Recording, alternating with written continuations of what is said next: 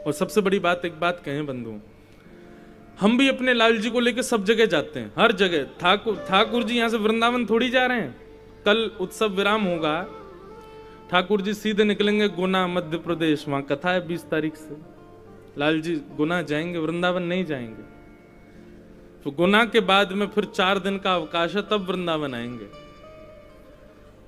आप लोग कहेंगे महाराज जी आप भी अपने ठाकुर जी को लिए घूमते हो, हम लोग लिए घूमे तो क्या दिक्कत?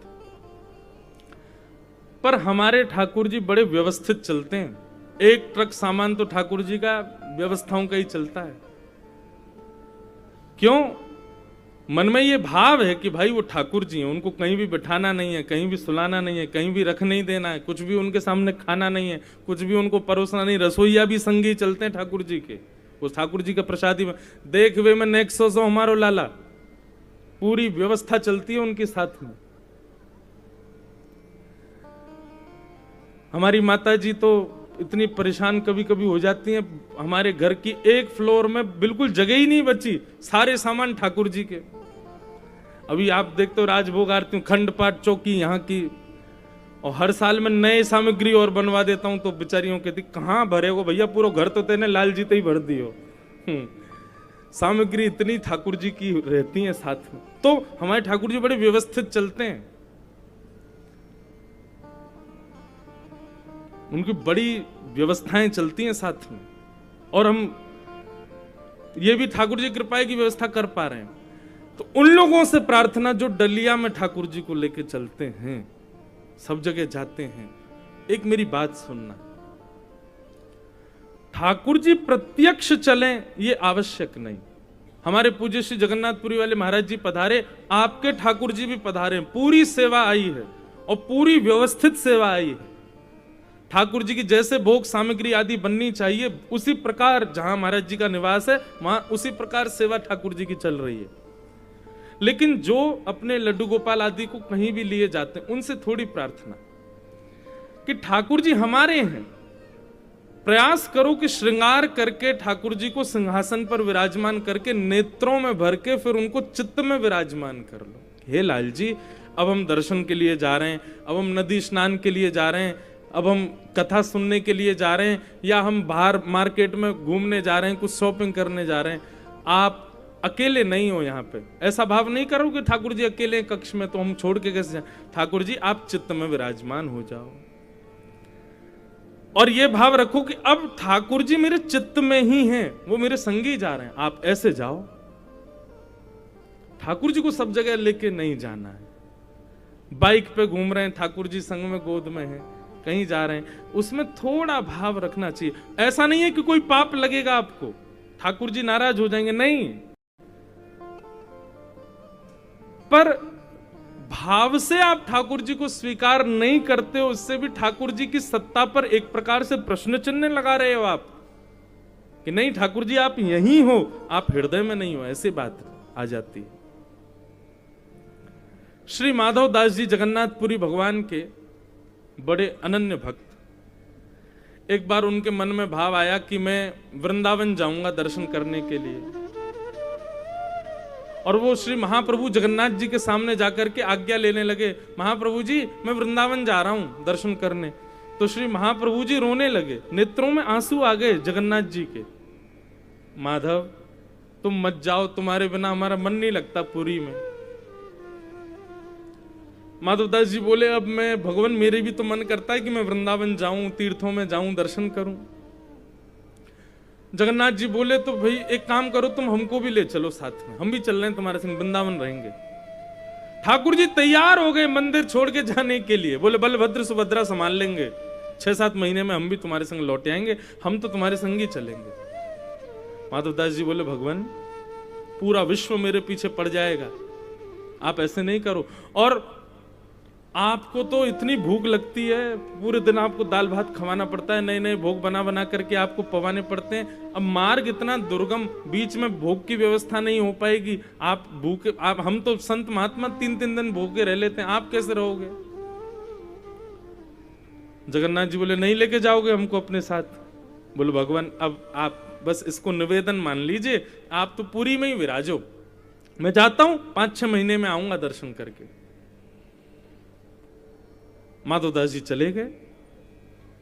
एक रात व्यतीत हुई, जंगल, विहंगम जंगल पार कर रहे थे माधवदास जी, और ऐसी तीक्ष्ण भूख लगी उनको कि बस ये होने लगी स्थिति, पत्ते खा जाऊं कि पेड़ तोड़ के खा जाऊं, कुछ खा लूं मैं। इतनी व्याकुलता भूख की, माधवदास जी को विश्वास नहीं हो रहा कि मुझे इतनी भूख कभी नहीं लगती, मैं 3-3 दिन तक भूख जीत लेता हूं।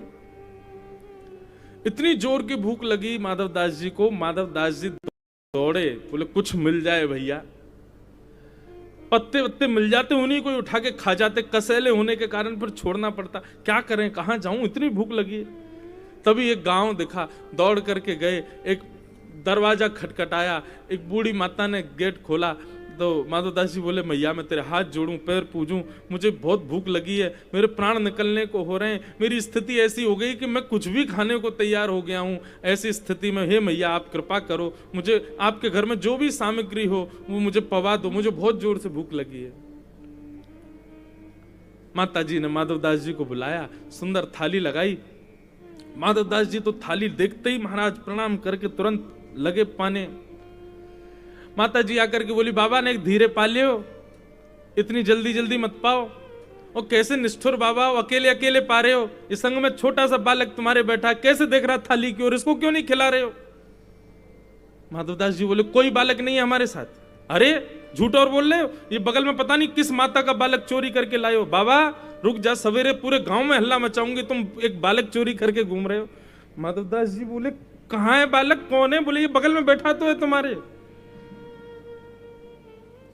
माधवदास जी ने अपनी भाव दृष्टि से देखा तो मंद मंद जगन्नाथ जी मुस्कुरा रहे थे। बोले, हम संगी हैं आपके, हम पुरी में नहीं, हम संग आए हैं। और माधव ये भूख आपको नहीं लग रही है, हमको लग रही है।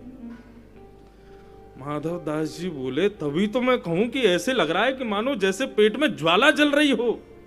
आ गए साथ में। अब पुरी में? बोले, पुरी में हमारा विग्रह विराज रहा है, हम तो भाव से तुम्हारे साथ वृंदावन चल रहे हैं। अब बताओ, माधवदास जी को प्रत्यक्ष ठाकुर जी लाने की आवश्यकता थी? नहीं, ठाकुर जी भाव से गए उनके साथ। अब तो माधवदास जी की स्थिति हो गई, 6 महीना में तो वृंदावन पहुंचे। क्यों? हर 1 घंटा में भूख लग गया है उनको। माधवदास जी अपने पेट पे हाथ रखे, हे जगन्नाथ जी ने डट जाओ, 1-2 दिन तो ने चलन दो मुझको। जैसे तैसे वृंदावन पहुंचे।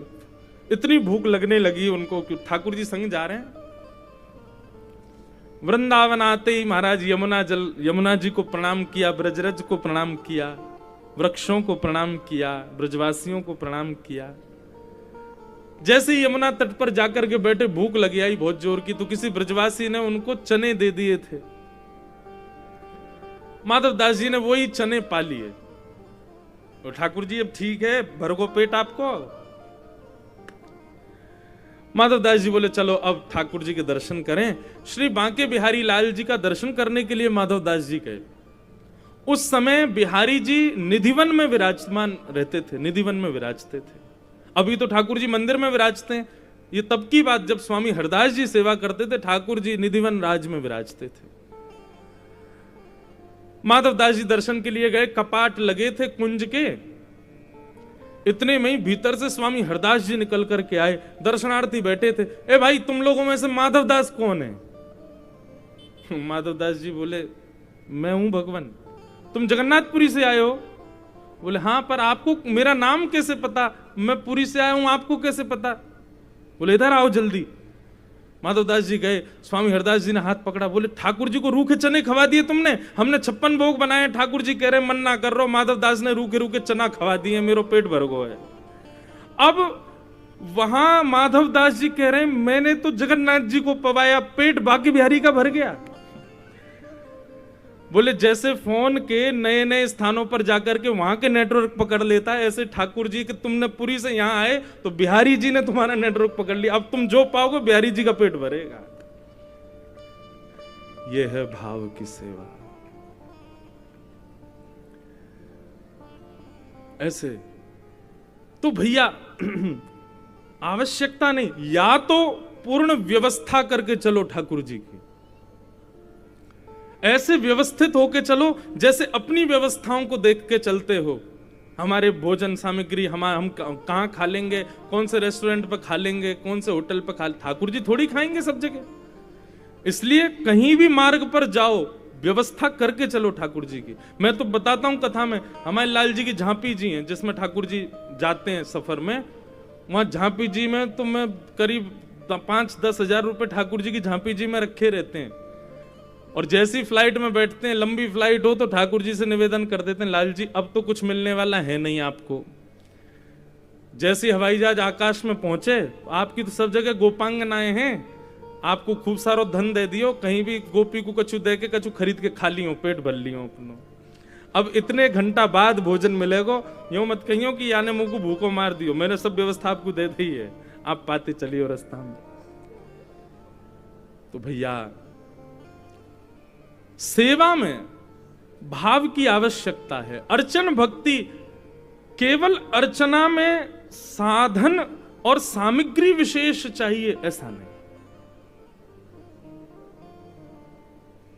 कथा श्रवण भक्ति होगी तो सामग्री नहीं भी होगी ना तो भी ठाकुर जी स्वीकार करेंगे।